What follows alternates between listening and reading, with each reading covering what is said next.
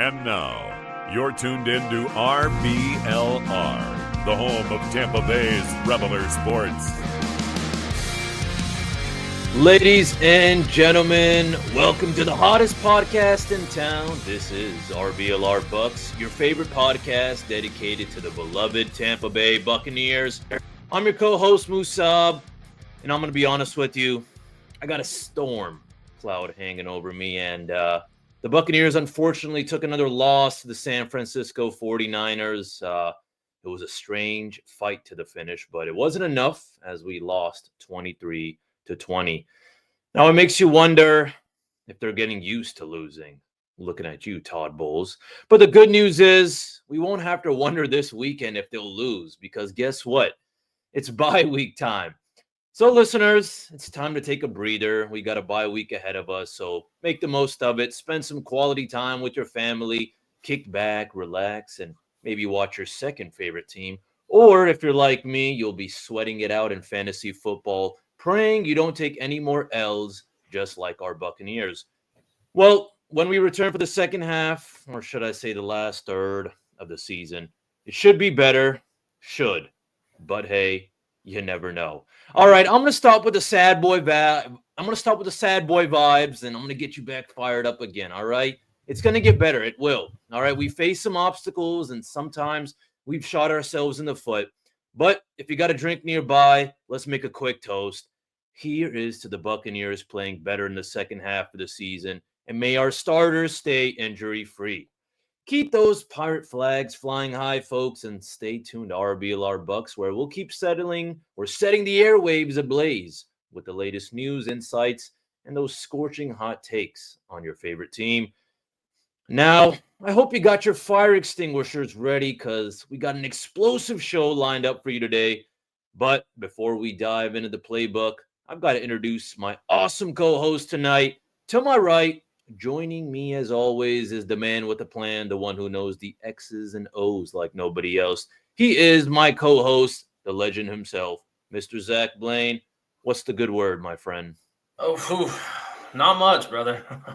I'm trying to, you said, you brought up the sad boy vibes, and I feel like it's been that way for the last few weeks now, if you're a Bucs fan. So it's, we're going to see how we can make it a little bit better, hopefully.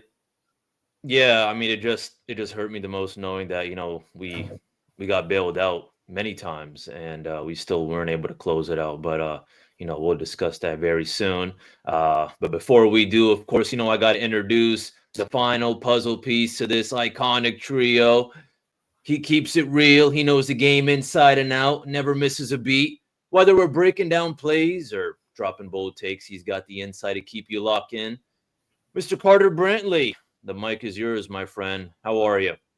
I'm all right, Mr. Tariq. I'm feeling a little bit under the weather. I think it's that time of year, you know how it is. But other than that, it's all good. The Bucs obviously did not look very excited to lose that game. I mean, I certainly wasn't excited having to watch it. But it happens. 23-20. They put up a pretty good fight against 49ers, and we'll get into all this, as well as the bye week and kind of looking back at the Bucs' first 10 games of the season, because we don't have a game to talk about for next week. And we'll talk about maybe somebody coming back from injury, Mike Evans, as well as the second half of their season. Well, like Mr. Tariq said, maybe the last third of the season, I guess, would be more appropriate. But yeah, I don't know. This is a tough game to watch. It was really weird, kind of not sloppy, but also not really fun. I mean, the Bucs offense kind of looked lost at some points, but so did the defense. The defense kind of got bailed out by the weird kicking situation with the 49ers. So which side of the ball do you maybe blame more? If you ask me, it's kind of 50-50. I feel like both sides were pretty weirdly bad. But Mr. Tariq, how about you, man? Maybe you fall on one side or the other. Which side takes more of the blame in this loss? I'm going to go a little bit. I mean, I was thinking 50-50, but I got to go with the defense just because of the way, again, how we finished it. I mean, look, on the final drive, they only needed like just a couple of yards to get into that field goal range. And, we had our cornerbacks lined up like 10, 15 yards, off the line. And, I called it in our group chat as well. I was like, great, we'll tie it up, and then boom, the Bucks will, the Bucks will crap the bed again, and that's exactly what they did. It just sucks knowing that, we're able to put up the good fight regardless of whether we got bailed or not, and um, we just end up, doing this exact same things. We keep leaving these big gaps open, for these, opponent quarterbacks, and I don't know. It just doesn't work at all. I don't know why we keep playing this overall soft zone coverage. I think actually Tom Brady himself actually called it out during the game as well. And it just got super ugly. Honestly, it was embarrassing to see, how we weren't able to kind of just hold it down in the last drive, of course, but it is what it is, I guess. Yeah, I mean, I guess if this is kind of a dark way of putting it, but at least they got it over with in regulation. They didn't give you a little bit of false hope to, stop them in regulation just to give up a touchdown in overtime. That kind of like with the Kansas City game. So yeah, I feel you. The defense was not very good. They gave up over 400 yards of offense. It was really ugly. But the offense also only had like a little over 100 yards through the air. San Francisco, obviously, they got Bosa and they got Fred Warner. They have some talent on the defensive side of the ball, but um, I don't know. The Bucs offense was kind of let me down this past weekend. I'm not going to lie. So I for that reason, I'm just kind of more 50-50 just because as bad as the defense was, the offense wasn't really very good either. So it was a pretty down game for both sides. And most recently, it's been mostly defense. It's been awful. So it was kind of weird to see both sides be kind of bad. But Mr. Blaine, I'm sure you're ready to tear this secondary a new one. So have at it. Go for it. What secondary? Right there you go. No secondary. Our linebackers can't play in coverage. I love Levante David, and I'm not, he's played a pretty decent season, but in coverage, he's not even that great anymore right now. So it's kind of one of those things where it's like we've got the run stopper in David. No other linebacker has come in and shown they can play any sort of coverage. Yet Todd Bowles continues to put them in a zone coverage where we've got J.J. Russell guarding Ricky Pearsall. So it's like I'm putting it on the defense. The offense was not great. I'm not gonna. There's no way about it. But you also got to think you're missing your top three receivers. Worst got hurt in the second quarter, didn't he? Yeah, towards the beginning. Yeah. So you've got at least half the game without your starting left tackle, which, I mean, I got to give it to Skull. He came in and played a decent game. I think Nick Bosa had one sack on him. But then you have guys like Zion McCollum, who's been pretty solid all year, just shit the bed. Literally had the lowest scored PFF player this week. We're on the goal line. We got Rashad White in instead of Bucky, which White and Bucky, I don't think it would have mattered. Graham Barton missed a completely open or left a hole open for their nose tackle to come in and make a tackle for a loss. I don't know. It's 50-50, but also the defense because there's, I feel like we're supposed to have more weapons on defense with all of our injuries on offense. I know we have injuries on defense too, but it feels like more big name guys are out on offense than defense.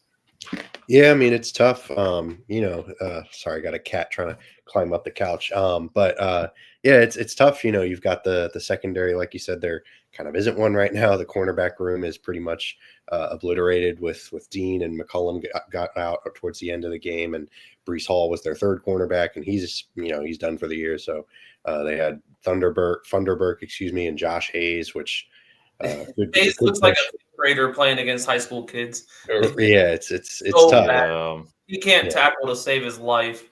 Yeah, it's not super fun to watch right now for sure. But the offense also had 3.7 yards per play. Like that's not going to get it done. The rushing game was they ran for over 100 yards. It was like, hey, solid. Bucky Irving looked so good. Yeah, Bucky looked great. He was doing his thing. They just couldn't really get anything going through the air. Obviously, Kate Otten has been kind of carrying the load recently, and unfortunately, he just wasn't able to do so. He wasn't getting open, or Baker wasn't finding him, whatever the case may be. Just wasn't happening today. And I'm not going to lie, it kind of like I know that last week and really all season we've kind of been talking about how great Liam Cohen's been, and maybe Todd Bowles needs to be let go and Cohen can be promoted, because if you let go of Todd Bowles and don't promote Cohen, I think he's gone. So it's kind of one of those things. It's not like, I'm not going to say, oh, Cohen needs to go as offensive coordinator. No. That's stupid. That's silly. Can't do that after one game. But it does kind of give me pause. Like, I get it. The 3 wide receivers route, it's tough, but it kind of shook my confidence a little bit. Maybe pump the brakes on firing Bowles and going right to Cohen. I don't know. It was just a weird game for him. They just couldn't seem to get anything going offensively. So just a lot of 3 and outs. I mean, my goodness, when you're doing that, you're leaving your defense out there for an extended period of time that's already struggling. Like, it's not going to do anything good. That's for sure. So is y'all's confidence shaken at all in Cohen, or maybe you just kind of wash it off? San Francisco's really good. They were without their 3 best wide receivers. It happens. Mr. Blaine, I'll start with you, man. What is your confidence level in Liam Cohen after this Sunday's performance offensively? I'm still high on Cohen. I mean, he's had one bad game. Like, in my opinion. The Broncos game was tough too, because they had Evans and Godwin on that one. I know the Broncos have a good defense, don't get me wrong, but what have the Broncos done since they played us? They've went on a bit of a run. They're a very good team. Scoring 6 points at home, not good. Not a good performance. So it was not a good performance. So I'll give you 2. So what are we? We're in week 10 now. Right, I get you. He's been. 10, I'll take 80% any day of the week. For sure, absolutely. And I know that we talked about, like, if we were to fire Bowles, you almost have to promote Cohen. Like, I'm not saying that he's ready to be a head coach, but it's like you either promote him or you lose him, kind of a deal. Like, had we fired Bowles and moved up Canales, which, don't get me wrong, I'm glad we didn't. Like, I didn't want to see Canales as our head coach, but that's why he left, like, because he got an opportunity to be a head coach. And we're seeing more and more of these offensive guys go. So I'm not my confidence isn't shaken in him, but I'm also, it's to be expected. Yeah, I mean, he's a first-year play caller. He's dealing with, like we've said a million times, a bunch of injuries. He's playing against a really good defense, so it was understandable for them to struggle on Sunday. But at the same time, it's just like, this is kind of what the Bucs' strength was this whole season. It's been their offense. Like, oh, they've been really good, and for them to just go out and have kind of a dud was just really a bummer. So Mr. Treek, how about you, man? Maybe you're a bit more in between me and Zach, or maybe you're just like me and your confidence is a little shaken after Cohen kind of laid an egg out there play calling wise. No, I'm not too shaken up. As you said, I'm just going to kind of wash it off. I feel like, I mean, obviously it's not something you like at all, but I feel like, there's just a lot of factors to think about, why, our offenses wasn't looking good out there. I mean, we've clicked in the past, of course, but it's Cohen's first year, and I mean, Baker's first year working with him as well. You got a couple guys or our stars banged up. But on top of that, I just noticed, I feel like, I mean, this 49ers defense was, I mean, they're everywhere, especially their D-line. I mean, they were firing on all cylinders against us. So, I mean, I have to give them credit as well. But, I mean, overall, though, I feel like I'm still pretty optimistic about, what Liam Cohen's been able to do, and what he's done so far is, I'm happy with it. Yeah, I mean, definitely not a reflection of his overall performance. He's been really, really great, like Zach said, in most of the games otherwise. So, it's just kind of a water under the bridge type of thing. But I thought it was kind of an interesting note, since last week we were all super kind of riding high, maybe on the Cohen train. There's the Trask train. Now it's the Cohen Express, maybe. I don't know. We'll have to workshop that name. But it was just kind of interesting to see just kind of a rough offensive performance coming off just consecutive weeks of just elite offensive output. So it was kind of tough to see. But the good news, they didn't commit any turnovers. I don't know if that's really something to talk about when you're doing as little as they were offensively, but at least they didn't turn the ball over. They didn't necessarily set up their defense to totally fail, only mostly fail. So that was kind of encouraging. But there's reasons for optimism for sure moving forward. I'm trying to put a little bit of sunlight into this, because it's going to be a tough bye week, because there's not a game to talk about, so the Bucs fans are going to be running rampant with things. So the good news is they have a really easy schedule. I think the easiest schedule in football moving forward. Mike Evans is going to come back after this bye week, so there's reasons for optimism. But another reason for optimism is we've got some really fire gear on the RBLR shop. If you want to head over there, we've definitely got some really great gear to kind of lift your spirits, because the Bucs have been rough. 5 out of 6 losses, so definitely can take 6 out of 6 wins if you're looking for some really great gear. Just a way to upgrade your wardrobe. So head to shop.rblrsports.com, enter the promo code Cannons for 10% off your entire order. We'd certainly appreciate it. But moving to the second half of our episode, we're going to be talking about the sort of the pseudo second half of the Bucs season. There's a lot of reason to be doom and gloom about this team, but there's some reasons to be excited about the direction that they're headed, because it's only up from here. It can't really get any worse. They could maybe figure out a way to do so, but just looking at the schedule specifically, they get the Giants, the Raiders, the Cowboys, who Dak Prescott's out for the year. So it's Cooper Rush and the Cowboys. And then they get the Panthers twice. Those are 5. I think we can count those as wins, even if the Bucs have a total meltdown. I know. But man, if the Bucs lose those games, then I think any of those games, I think Todd Bowles is gone. Like, that's just plain and simple. So let's say that they win those 5 games. That gets them to 9-8 at least. And maybe they split the Saints and Chargers games 10-7. That's a wild card at least, I think. Don't y'all think? What are y'all's thoughts? If the Bucs end up 10-7, do you think this season's a success?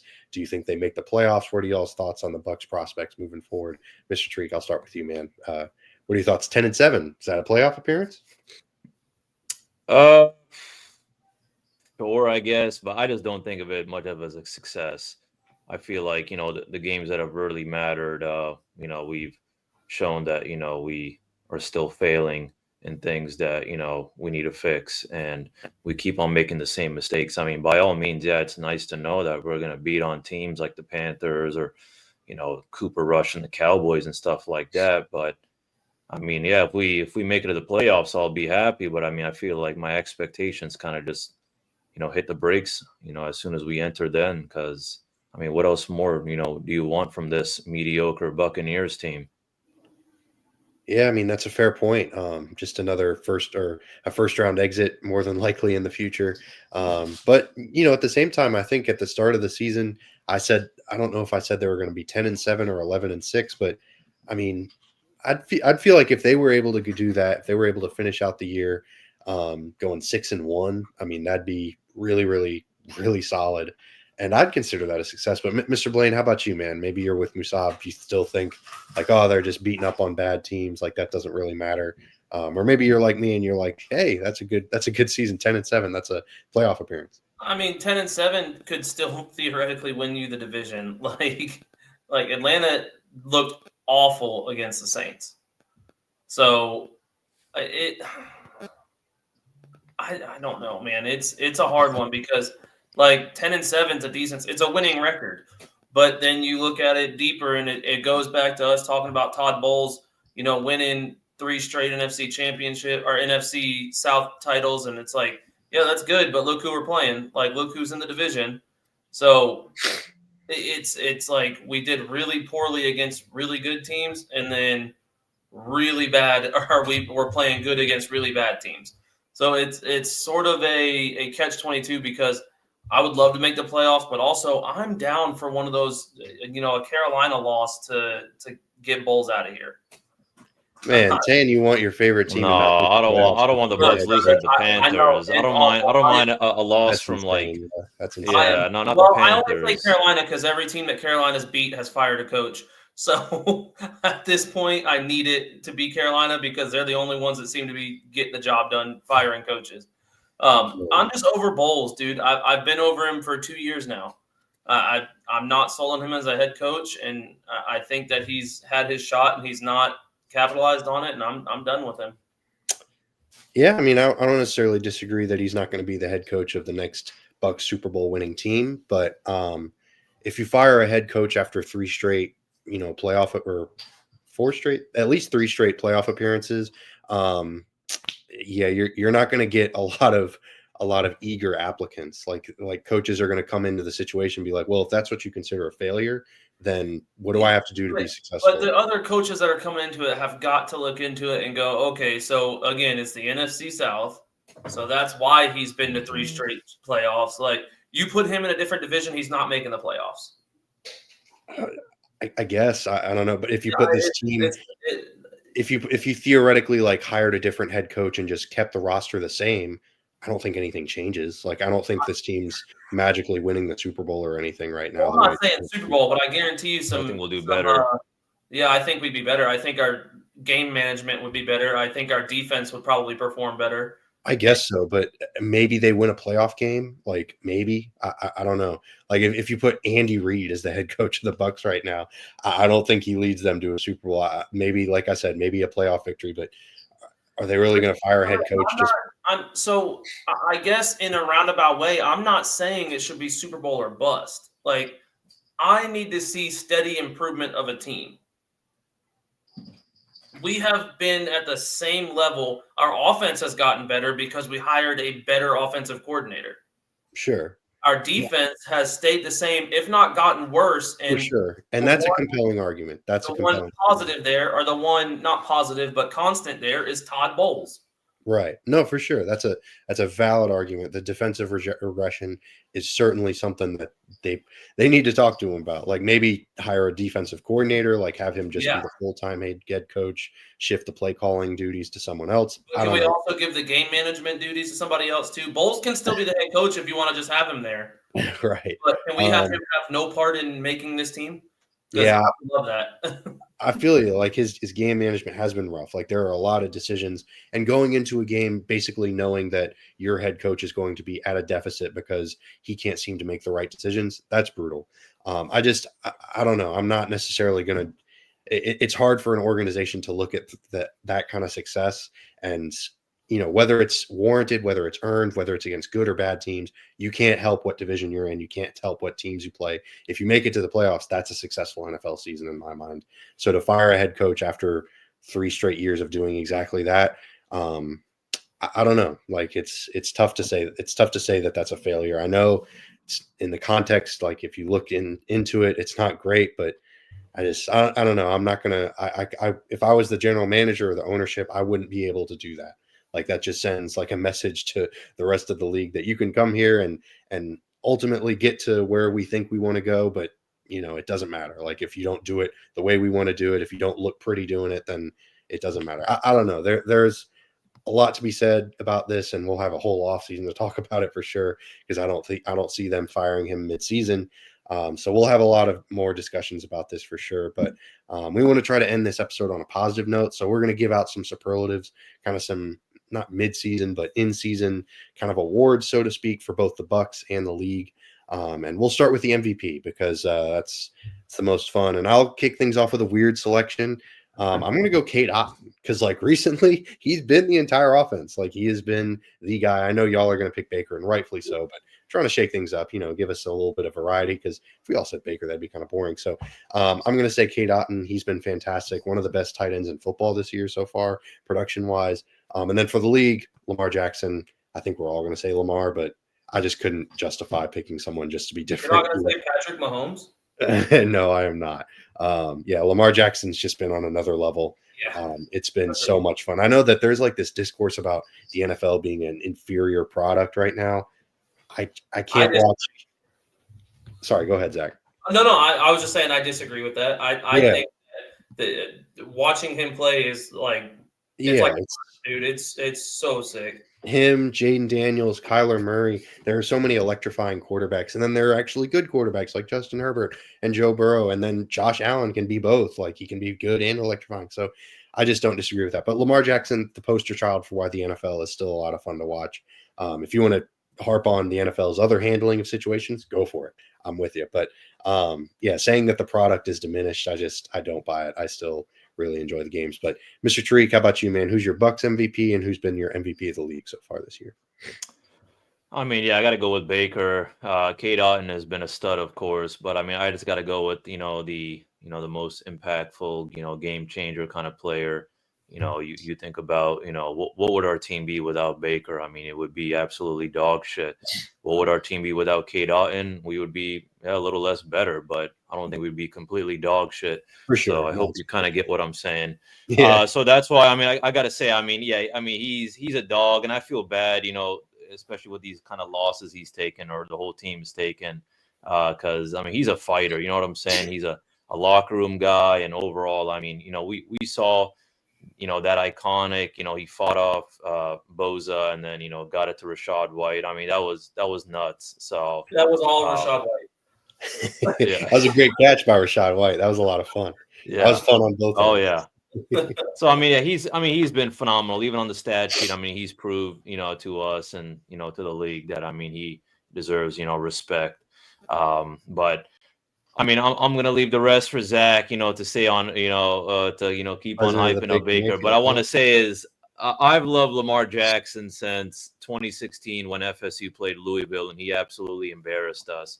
And I'll still never forget that day exactly where I was. I was in Gainesville at my buddy's apartment, and I mean, since then, I mean, I just been a huge fan of his, and I'll still never forget when he did get drafted. I remember Colin Cowherd said that Josh Allen is a prospect, and then Lamar Jackson is a project or something. And then I saw some interviews that actually, like during the combine or something, I don't know who, but some kind of higher up people in the NFL asked Lamar Jackson if he wants to play like wide receiver or running back. Yeah, they were trying to turn It's him like into how in God's name are you going to tell the Heisman winner to play another position? So if they're listening to this, shame on you. Get another job or something. Anyways, yeah, Lamar Jackson has been phenomenal. I mean, it's really exciting to watch him play. And my favorite game this season so far was the Ravens versus the Buccaneers, just because I knew, Lamar Jackson was going to cook up something for us, and he's just been a stud, and I mean, I'll leave it at that. Yeah, I mean, I think we're all going to be presidents of the Lamar Jackson fan club too. We're Yeah, turning into a Lamar love fest, but rightfully so. I mean, last Thursday night, that play against the Bengals where he I don't know, ran like 40 yards or something by himself just to get it was a crazy play. Y'all know what play I'm talking about if you're listening. But yeah, he's just so much fun to watch. But yeah, Baker, he's been great this year too. I just, got to throw some variety. But Mr. Blaine, wax poetic about Baker Mayfield this year. Cade Otton is a very close second. I will not take anything away from him. I'm so impressed with watching Otton, the progression we have seen with Otton. I would be lying to you if I said 2 years ago I thought he was going to be a relevant tight end in the league, if I'm being honest. And he has just proven us wrong. So he's a very close second. I'd almost put it 1A and 1B with Otton and Baker. But I am going Baker. I think that he brings life to this team. That any other team loses their top three receivers, I don't think they have the same drive that this team has. And I think that Baker is a big reason of that. So I'm I got to give it to him. Plus, he's the one getting the ball to Otton. I know that's a dumb way to look at it, but that's kind of how the MVP goes. If we're being honest, we really should just call it the best quarterback award because 9 times out of 10, that's who it's going to. So I went with Baker, and then NFL Lamar. Yeah, it's at this point I think it's a runaway race if I'm being honest, and I think second place is a rookie, so it just gives Lamar even more room, in my opinion. So Lamar is probably my favorite player in the NFL, him or Derrick Henry. So it's weird to say, but I think the Ravens are my second favorite team in the league. Wow. Because I know it's wild, but even going back to the old days, like Terrell Suggs and Ray Lewis, Ed Reed, like just growing up, like obviously I'm a Bucs fan, but watching them, I'm like, yeah, they're cool. I like them. So I just got to give it to Lamar. I think he's playing a great season, and him and Derrick Henry working it out the way that they have been. It's been fun to watch. Yeah, I mean, he's just ridiculous. He's still not quite quarterbacky enough for some people, but whatever. Those people get lost, right? Yeah, those people don't know ball. Yeah, I mean, I think they're just, anyways, that's a whole separate conversation. But now we'll talk about Defensive Player of the Year because that's kind of a fun topic. And I think that's a little bit more up in the air for the NFL and for the Bucs, quite frankly. Obviously, the defense has not been very good this year for the Bucs, but defenses around the NFL have been really fun because they're just adjusting. Like it's finally getting back to kind of normal levels of football because before it was just like, everyone was just throwing all over the place. It was Patrick Mahomes and Tyreek Hill and Travis Kelce. It was Tom Brady and the Patriots or Tom Brady and Mike Evans. It was just a ridiculous amount of offense. So to see defenses adjust is really fun. And I'm really interested to see how offenses kind of counter adjust to that. But with all that being said, my pick for the Bucs, Zion McCollum, he's been one of the best cornerbacks in the NFL this past week, aside, obviously. And for the NFL, it's TJ Watt. I mean, he's been a contender for years now. He's one of the best pass rushers in football. He's got 6.5 sacks this year, and he's forced 4 fumbles. He doesn't really rack up a lot of pressures, but he's really efficient when he does. He seems to really just get home every time he manages to get a pressure, which is kind of a weird way of doing things, but I got to give TJ Watt his credit, got to give TJ Watt his due. He could have potentially won this award last year. So, I really like TJ Watt as a player. He's really fun to watch out there for Pittsburgh. But Mr. Blaine, how about you, man? Who's your defensive player of the year for the Bucs and in the NFL? I've got Vita Vea for the Bucs. I believe he leads the team in sacks, if I'm not mistaken. Yeah, that sounds right. As a nose tackle, which is insane. Right. He does it consistently too, and it's every game I go out and I'm like, yep, something's going to happen with Vea, whether it's a nice run stop or a sack. It just you don't see nose tackles getting pressure on the quarterback like Vea does, in my opinion. And for the NFL, I got kind of a weird one, I guess, but Trey Hendrickson. I bet a lot of people don't really know who he is because he plays on the Bengals, but he leads the NFL in sacks with 11, and I don't think he'll win Defensive Player of the Year because of the team is not producing very well. But overall, I think he's a great player. He's another one of those guys that have gotten better and better over the years, and one of my favorite stories recently. Yeah, I mean, he's been really good for a few years now. He just hasn't been this level good, but exactly. Yeah, the Saints let him walk for Cam Jordan, and yeah, it was very silly. Thank God. Yeah, thank goodness. But yeah, I don't know. He's got a chance. He's got a chance to win Defensive Player of the Year. It's just tough because, like you said, the team he's on, that is one of the worst defenses in the NFL. Like full stop. Like I know the Bucs defense is bad, but Cincinnati's even worse. Like Cincinnati's really awful. So it's tough to be the sort of the lone source of light on a really, really bad group otherwise. But like you said, he leads the NFL in sacks, so it's certainly possible that he could maybe get some votes. We'll see. But Mr. Tariq, how about you, man? Who you got for this award for the Bucs in the NFL? Hey, for the Bucs, I'm gonna have to go Vita Vea as well. Again, just game changer. I mean, I think I could put Zion as my close second. I mean, I feel like there really isn't much options after that. But I got to go with Vita Vea. I mean, he's an absolute freight train. I mean, every single game, he's making an impact somehow or the other. And yeah, as Zach mentioned already, I mean, yeah, he's our team leader in sacks as a nose tackle, which is awesome for him, but kind of embarrassing, as a Bucs fan. It's rather odd. But and then for the league, I'll probably have to just piggyback off of you, Carter. I'm gonna go with TJ Watt. I mean, to be honest, I haven't been hunting down too many kind of defensive player of the year kind of candidates. But I mean, I got to give it to TJ Watt, even with those 4 forced fumbles, just, in any way possible, he's, making an impact as well. I know he hasn't racked up as many sacks as, he has in the past. I think he's at 6.5. Mm-hmm. 6.5. So, yep. So, I mean, we'll see how he does for the rest of the season, but, I do think that he's also a favorite as well. So, I think he deserves it. Yeah, I mean, if Trey Hendrickson wins it, he's been great. Another honorable mention, Xavier McKinney for the Packers. He has been outstanding, really been tearing it up out there if they throw it in his direction. He has 6 interceptions in 8 games. Like, yeah, he's playing out right now. I don't think he can keep that level of production up. It's pretty otherworldly, but he's still been outstanding. He's had a great year in Green Bay. So he's been a lot of fun to watch as well. But it's tough for secondary player. It's defensive player of the year and MVP. They've kind of just become like quarterback, pass rusher. That's it. So that's kind of not super fun. It'd be cool to see McKinney win if he gets some votes. But anyways, we'll shift our focus to the offensive rookie of the year for the Bucs and the NFL. We'll switch it up. Mr. Tariq, how about you, man? Who you got for offensive rookie of the year for the Bucs and for the NFL? I got to go with Mr. Bucky Irving. Ooh, I like it. I mean, at this point, there's only a few, kind of rookie guys, who have, had any kind of impact. And, I love my beloved offensive line and, shout out Graham Barton. But, at the end of the day, I gotta go with Bucky just because, he's the one that makes things happen, and I think, I don't want to just say, I don't want to look down on the offensive line either, but I mean, Bucky, I first of all was not happy with the pick. I was hoping for someone else because I was like, I want a power back, and I was like, let's see how Bucky does. But oh my God, I love his shiftiness. Honestly, I mean, that guy's a little Speedy Gonzalez out there on the I field. told You know you what all. I'm saying?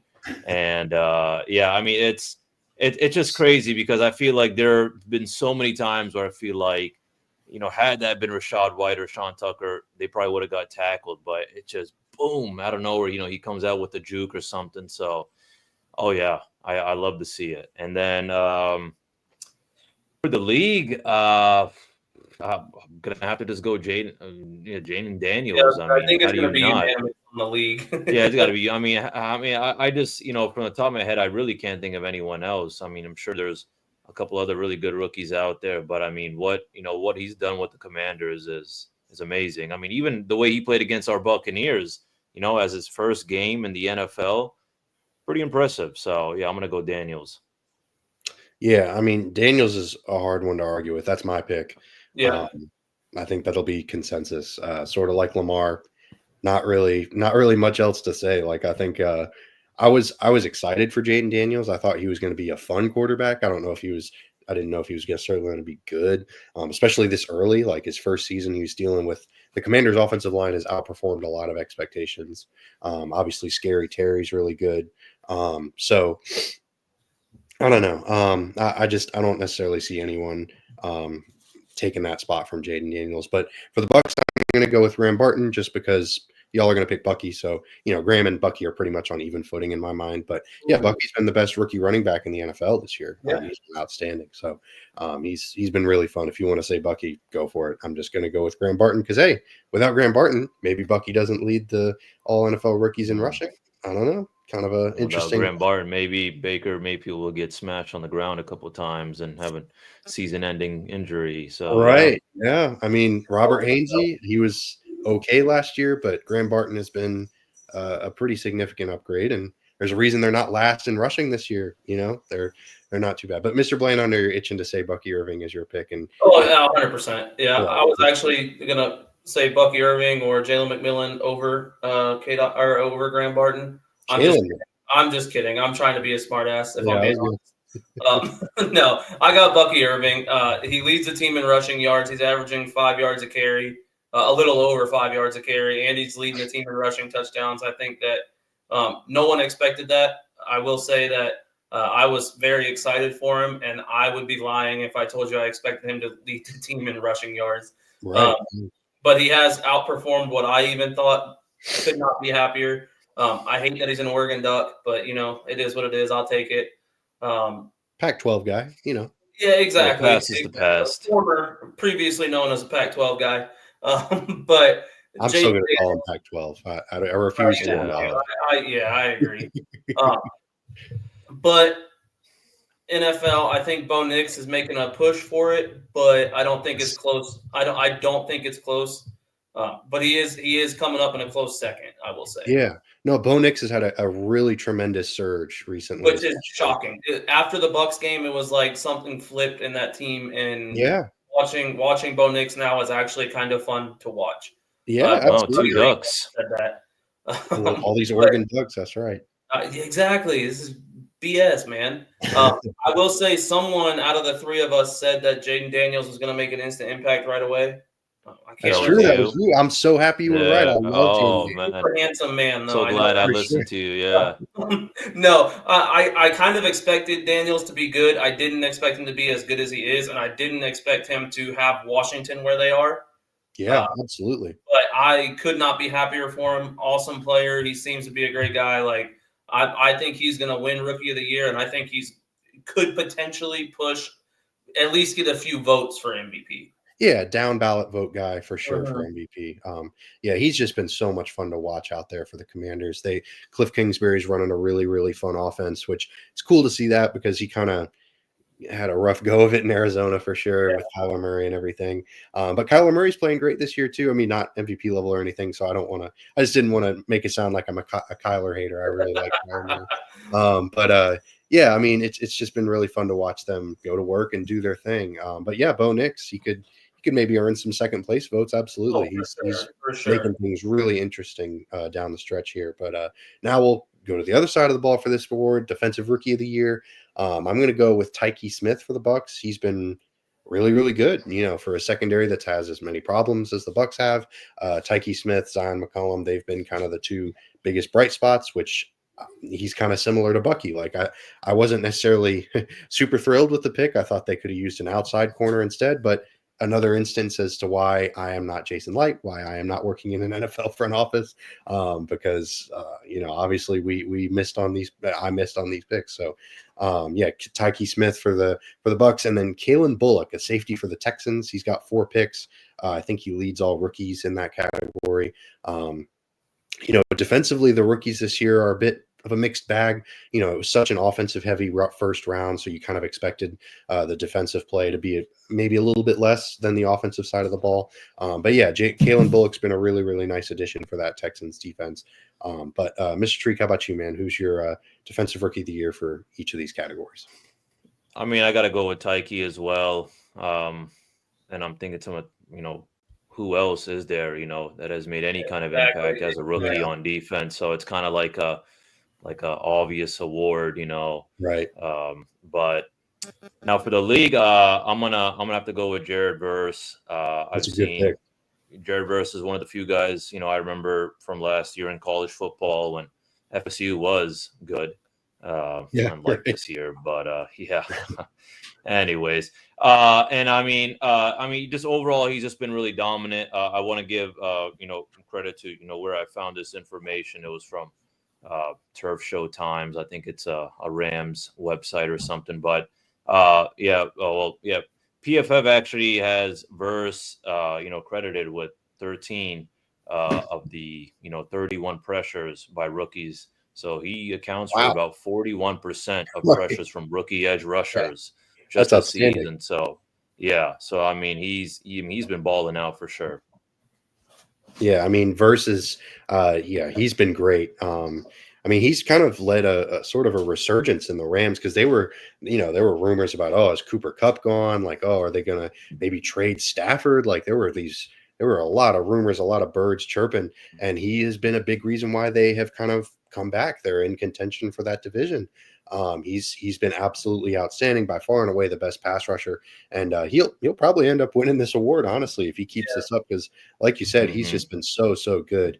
And the Rams have really needed it. They needed an infusion of youth on both sides of the ball, but especially defensively with, Aaron Donald retiring and all that. So, he's been a welcome sight for sure for that team. But Mr. Blaine, how about you, man? What are your thoughts on this? I feel like I don't want to piggyback off Musab too much, but Tyke Smith, at this point, do we even have any other rookies on defense? I know we have Braswell. Chris Braswell, yeah. Like, I know that we have him, but really, I get you. We have him. Tyke Smith, in my opinion, he's kind of mid. I'm not that impressed with him. He's not bad. I'm just not I'm not gonna hope that he's our starting corner in 2 years. You know what I mean? I don't know. He's kind of the only option for us at this point for the award, so I'm gonna give it to him. Defensively in the league, I went with Jared Verse as well. He's graded out as an 83 on PFF, which I think is one of the highest defensive rookies this year. Yeah. I believe he leads all rookies in sacks with 5.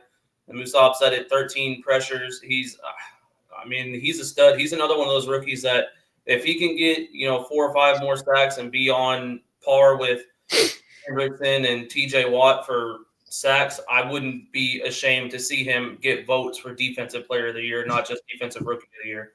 Yeah, absolutely. I mean, he's been a stalwart on that defense, really.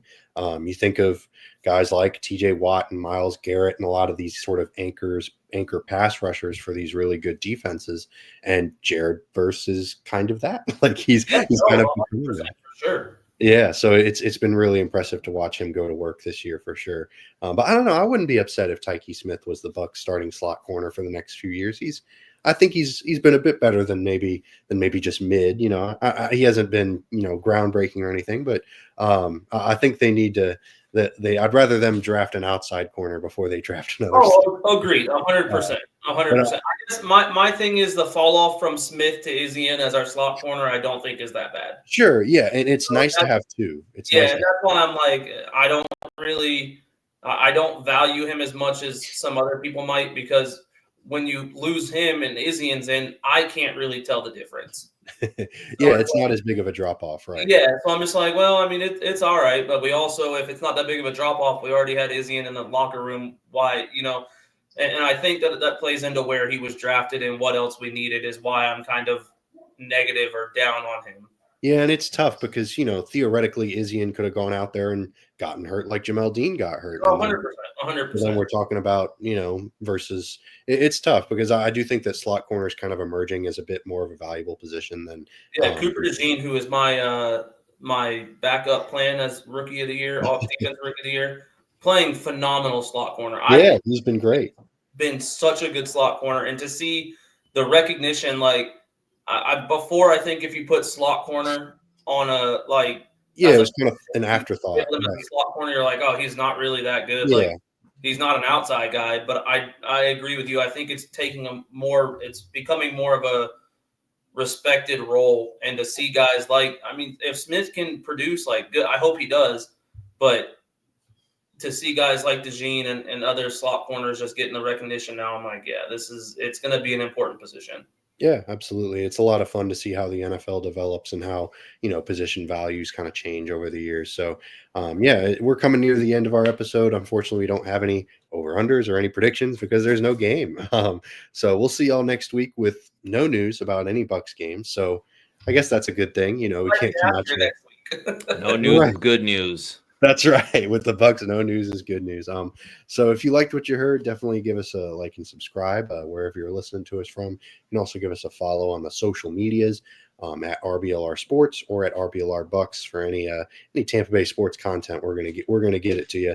But we'll be back next week for sure, regardless of whether the Bucs win or lose. Oh wait, it's a bye. And then we'll be talking about the Giants. That's our next game, right? Yeah, that's the. Yeah, and I think Mike Evans will be back. Yes, so we'll be able to. He's slated to make his return. So we'll be talking about that stuff next week. So definitely stay tuned for that. But until then, thank you so much from me and my co-host for tuning in, and we really appreciate y'all. And as always, go Bucs. Go Bucs.